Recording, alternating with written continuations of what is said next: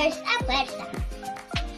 Ang forsa puwersa ay pagtulak at paghatak ng isang bagay. Kapag ang isang bagay ay iyong pinapagalaw, maaari mong itulak papalayo sa iyo at hilahin papalapit. Iyan ay tinatawag na push o pull ng mga halimbawa ng force na maaari magpagalaw sa mga bagay sa paligid.